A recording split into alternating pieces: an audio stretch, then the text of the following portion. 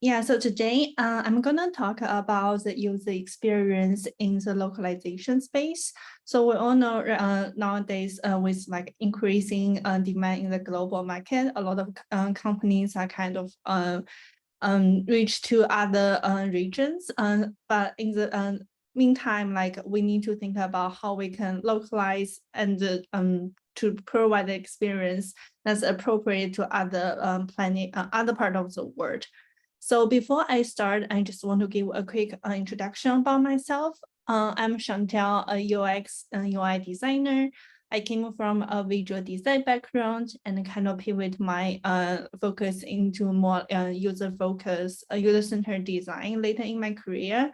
And right now I'm working at Zoom as an e-commerce designer. I basically help our customer to easily buy and manage the Zoom products online. So I've been with Zoom over a little bit a year. And throughout my career, I have very lucky to have the privilege to work for some like large tech companies, small startups, as well as like freelance for nonprofits as well. In those like journey, I kind of learned like how to design at a scale for a large audience, that kind of cross globe, how you should deal with those like difference between the cultures, different formatting, things like that. That's kind of like where I get very interesting into like UX localization. And then for my personal background, I was born and raised in China and came to the United States to study design and started my design career here. So living here as like a first generation immigrant, I'm constantly switching in between two languages. Half of the apps on my phone are in English, another half are in Chinese.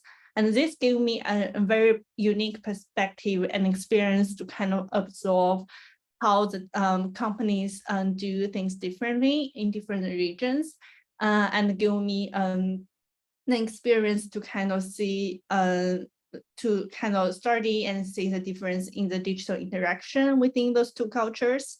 So as I design for a variety of people from different cultural background throughout my working experience, I just naturally develop empathy through the cultural similarities and difference in the digital world, and kind of dig deep into how, as a UX designer, we should do things differently for different regions.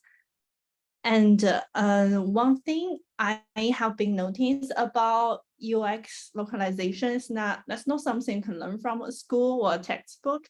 There are limited resources out there to tell you what's the right thing to do. And then that's not something like you can learn from school either. So when like a UX student at school, you work on a specific problems with a limited use case. You focus on just like a small set of users. But when you enter the professional world, especially while working for a large audience, things will start shifting. You will need to take what you need to take into consideration is beyond just a screens that you are working on. There are a lot of like factors you need to take into consideration, including cultures and the localization. So today I'd like to share some of my insights on localizing user experience and design. And I will talk about why this is so important to our users and the business, and what it means as a UX localization. And I will also share about the best practice from UI and the UX perspectives as well. So to start with, I'd like to share some data with you all. Research has shown the online population continues grow at a rate of nearly 1 million per day, but only 9 out of 100 newcomers to the internet actually speak or write in English. And back in 1995, 90% of online content was dominant in English. But today in 2022, only almost like a quarter, 25.9% of the online content are in English. So as we can see, English is no longer the dominant language in digital world, and this trend isn't unstopped either. We'll see a lot of like other languages, other popular apps pop up in other places as well. But in the early days of the internet, localization was often limited to like large tech companies, because they have the resources to kind of expand into the different region markets. So it was kind of a luxury things to do. But now the competition and the demand in the tech industry have particularly make localization like common standards. So everyone's doing that. If you are not doing, you're kind of like falling behind. That's things I kind of feel right now, because everyone wants to get to the market research, to the like a region market. So they want to do this localization to kind of help the brand break into the local market easily. So you will say, okay, I think this is so important. Let's just translate everything from English to the local the languages the local market is user, and then translate as many languages as possible. But hold on a second, before we kind of dive into too far, I want to take a look at an example here. So this is slider, you probably see in a lot of like places, the left side something low, some on the right side is a high setting, and when you interact with the slider, kind of change the setting that way. So this is a very like common and very familiar interaction you see in the internet. But however, it will be a totally different story in other part of the planet. In some countries, especially where they use right to left languages, the whole experience just like shift. It's kind of the mirror interaction. So the left-right languages such as like Arabic and Hebrew not only change the direction of the text compared to English, they also change the direction of the interaction too. So you can imagine how this will apply in other places as well. For example, we're all very familiar. If you want to go to the next page, the next button is usually located on the right side. But here, for those countries, the next button will be on the left side, because that's how they interact, how they read. So things are very different. If you just do a simple text translation, you will be really confused to those users. So my point here is UX localization is not as simple as just translation. It's more about like fit your design content to the usage habits of your target market, rather than just like a simple word-to-word translation. And here is another example. This is something I worked on recently. Localization also affects our design decisions as well. So from this example I'm working on, you can see all of the micro copy we want to test on those buttons works fine in English. Seems like we'll just do the test and pick which one performs better and call out the day. But if that's the approach we're doing, now we kind of bring the issues when it comes to localization. So if we translate that to some other languages on the example showing on the right side, you can see we might run into an issue with those languages. Because some of the texts are too long, they couldn't even fit into our like mobile components. And that kind of brings the issue later down the road.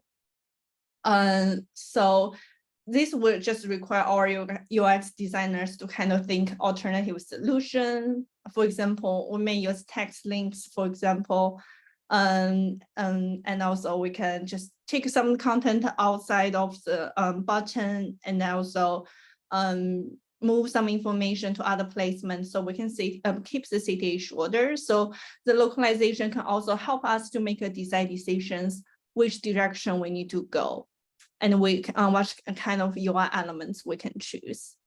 And another example here is from Spotify.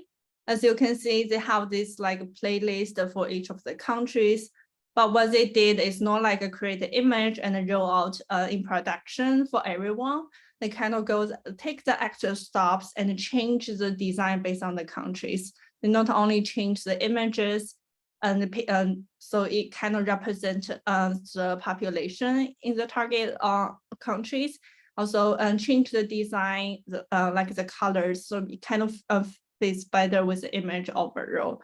So that can bring a totally different experience to our users, because if you see someone that's not really relevant to you, you might not pay attention to the content too. So that's why we need to take a localization seriously.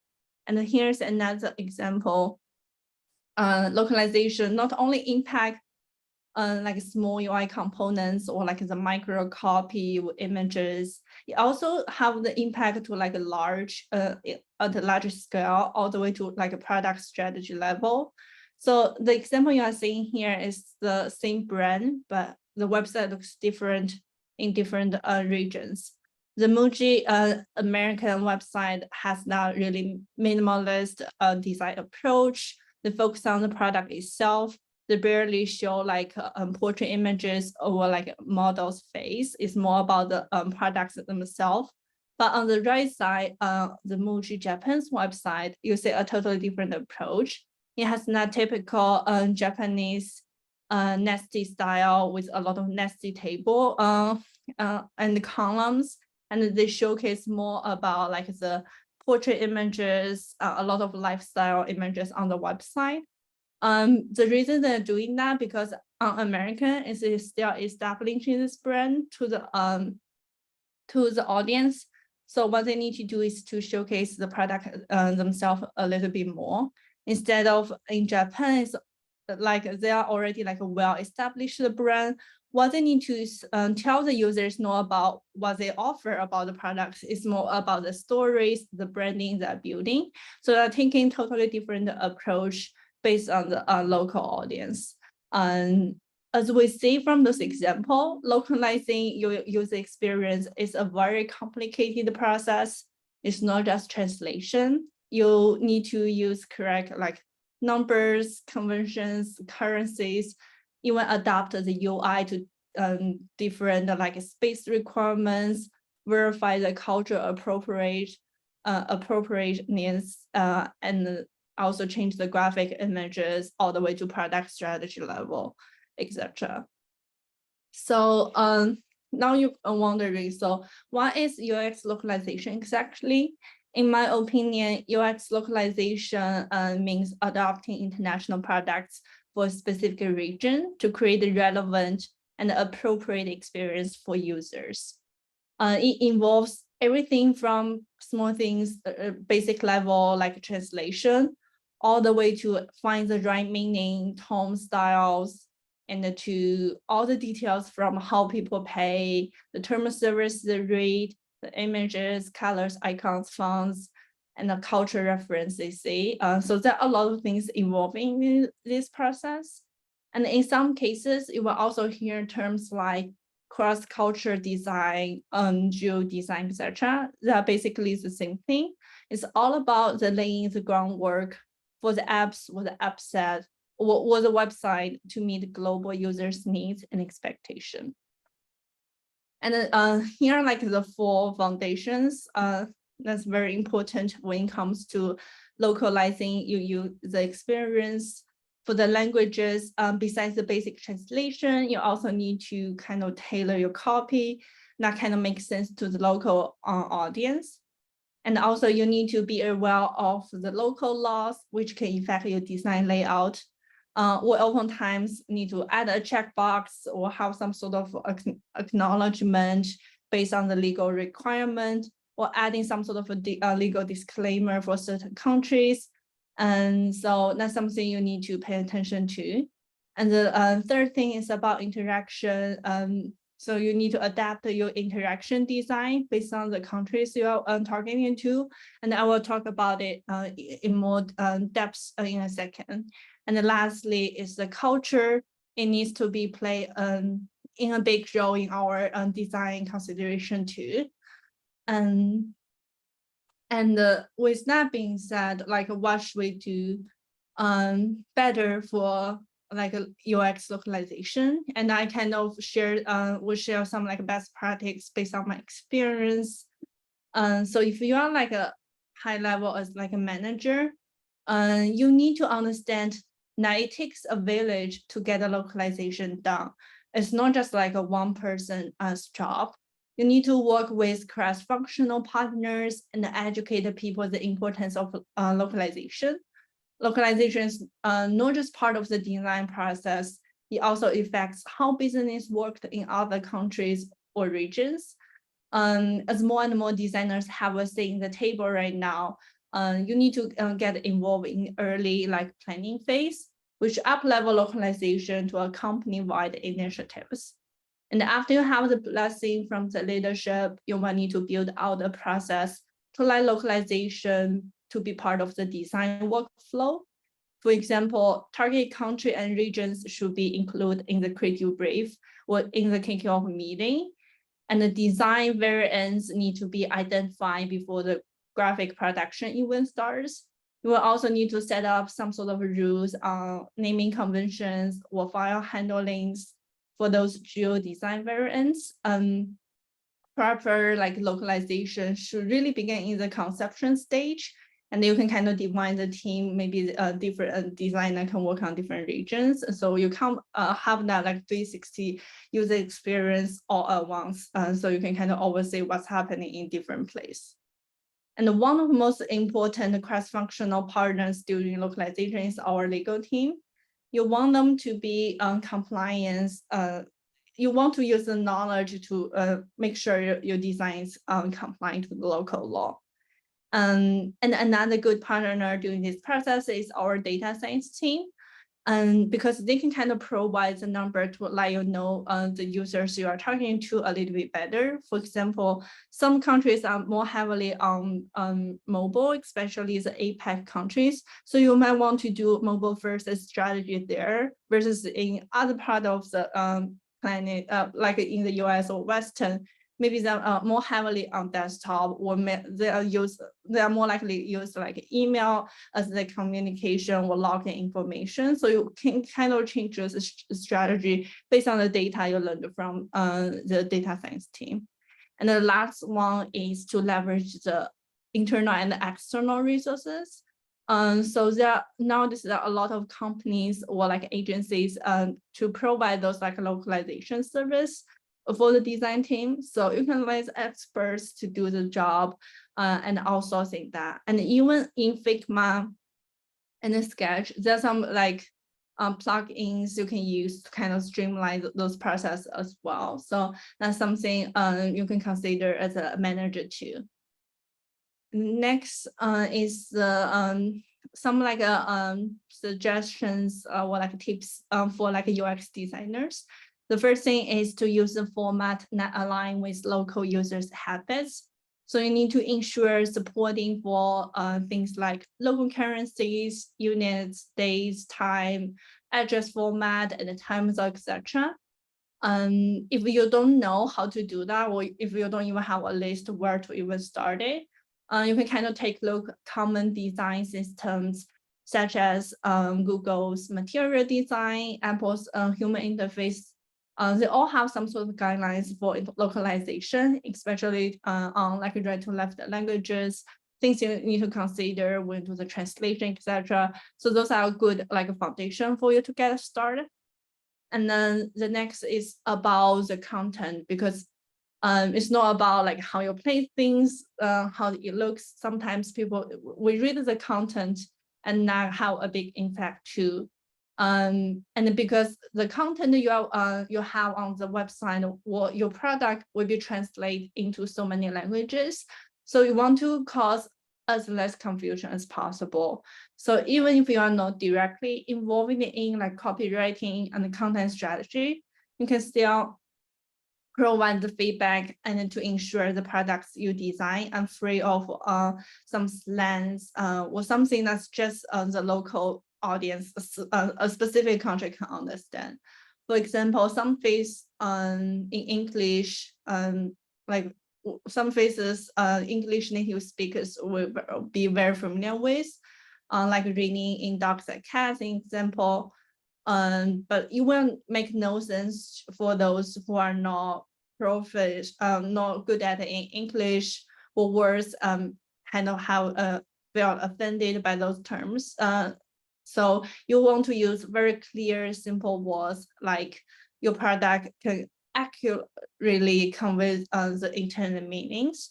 I always think there's a golden rules when it comes to content design.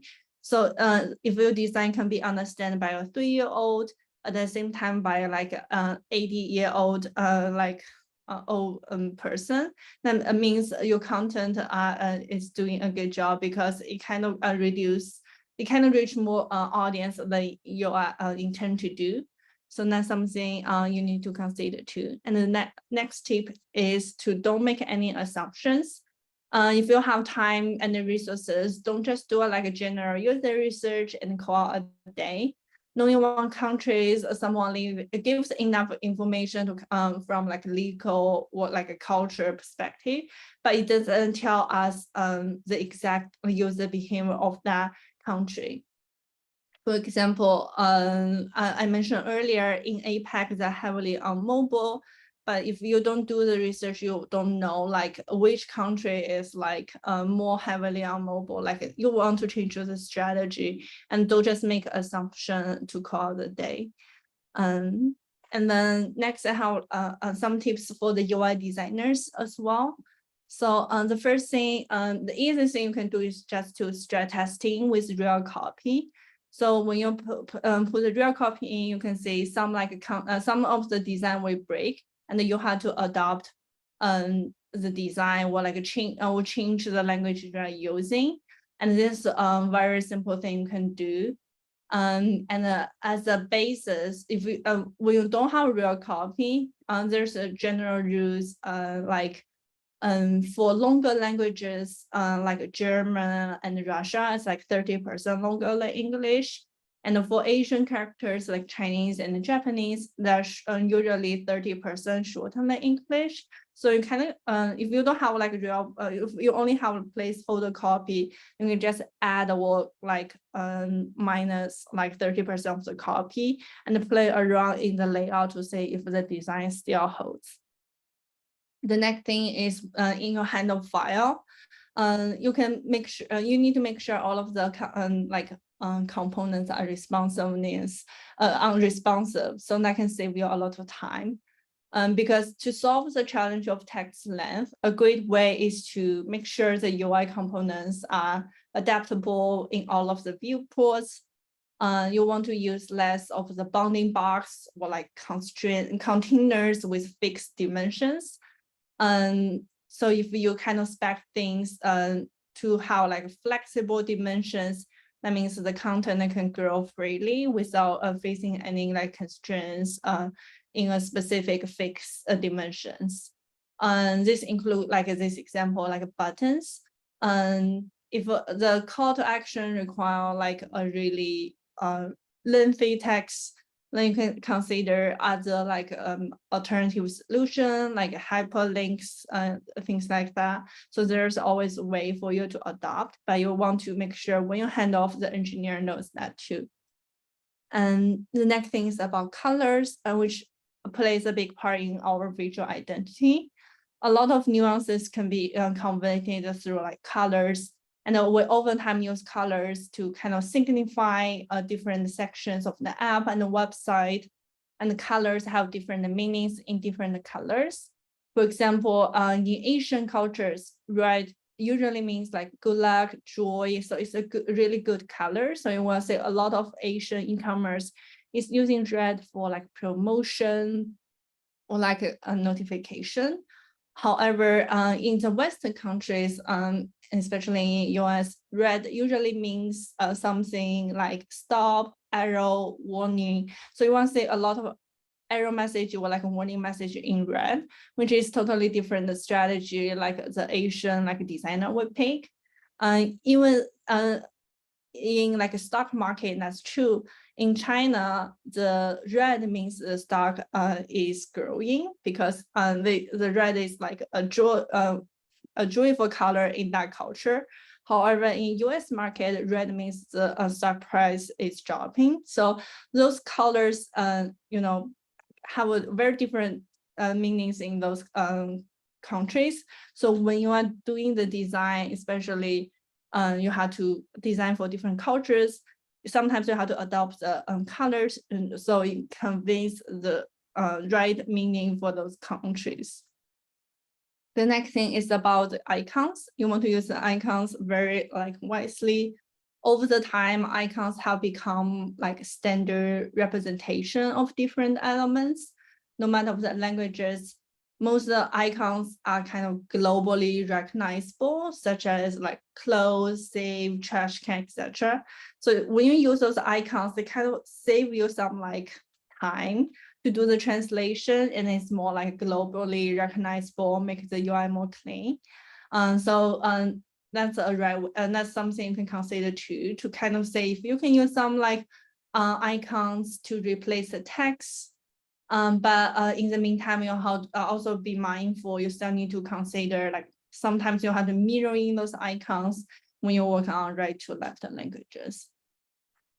And the next thing is the orders.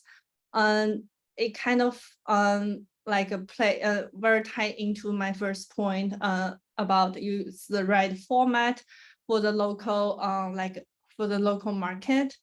In some like countries, when you ask for date of birth or any sort of date, it starts with months, but some countries start with day, some countries usually start with year. So if you just provide one UI, so I think the users can still figure it out, but sometimes it might cause confusion, or then enter like a wrong date, because the date and the month sometimes can be quite confusing. You don't know which ones represent. So you have to be kind of do some research to understand what kind of format that the target country is using, and adopt the UI that way. And the last point is the images and the videos they're using. So when you're sorting the images and the videos, you have to want to avoid to show any symbolism or languages that might like make the local users feel offensive or like confusing.